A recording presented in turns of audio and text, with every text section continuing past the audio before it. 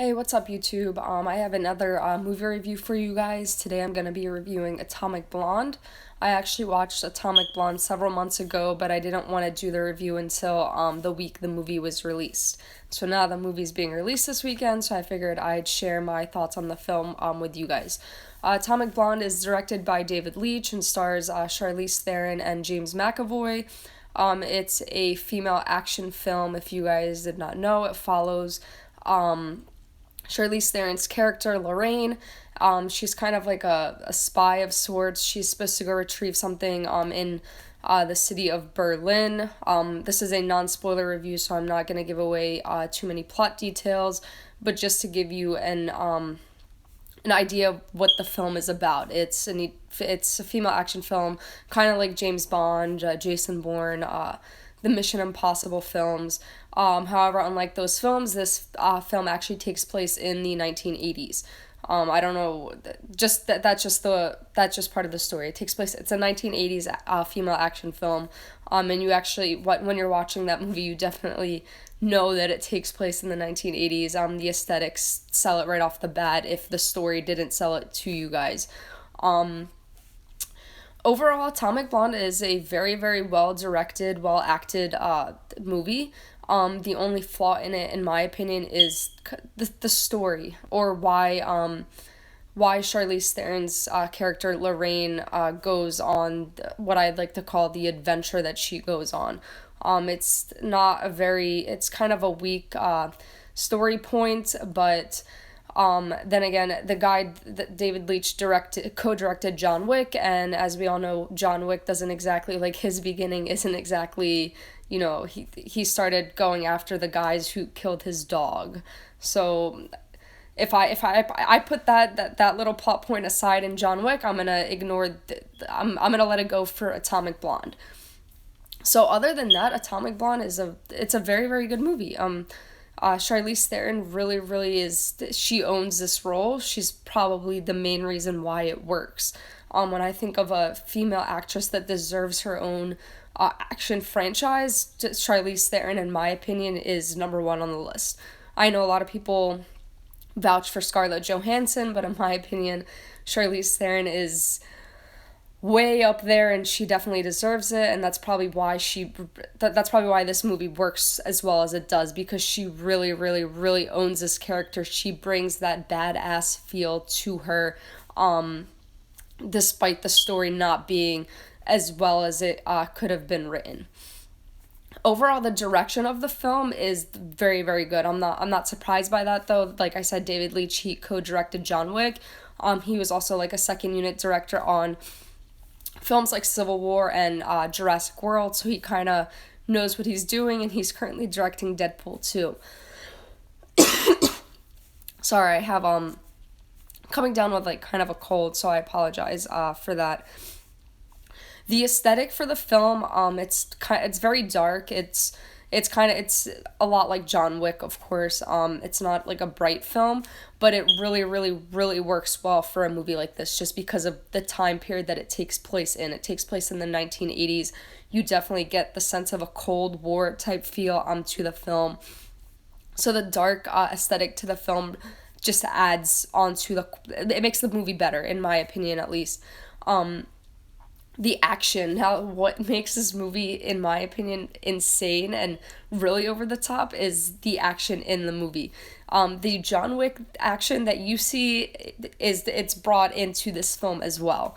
The violence, just if you're a fan of those John Wick and John Wick 2, then you're gonna absolutely love this film, because it's, in my opinion, it's a female John Wick set in the 1980s.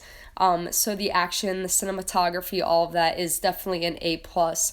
Having watched the movie itself, I'm actually very looking forward to seeing this style of action used in Deadpool 2. So just so you know how I feel about this movie itself, if I'm actually looking forward to Deadpool 2, which has nothing to do with this film, just because the director of Atomic Blonde is directing it, that should tell you how I feel about Atomic Blonde itself. Overall, I'd probably give Atomic Blonde a solid 8 out of 10. The flaws in it, again, I think is the plot itself. It's kind of a weak, it's pretty weak in my opinion, but in terms of like I guess an origin film to introduce Lorraine to us, just to kind of give her her own first movie, just to get a sense of what she's like. I think it gets the job done. I definitely think it could have been a little bit more well written, but again, that's my only flaw in the film is the story. I'm definitely, after watching this, I definitely want to see Lorraine go on more adventures. I definitely want to see an Atomic Blonde 2, Atomic Blonde 3. Really excited for Charlize Theron that she's getting her own action franchise. And I'm even more excited because it's an original female character. Like this is an original movie. It's not a reboot. It's not based on a comic book, nothing. It's an original female character kicking ass and owning herself and becoming iconic in her own right.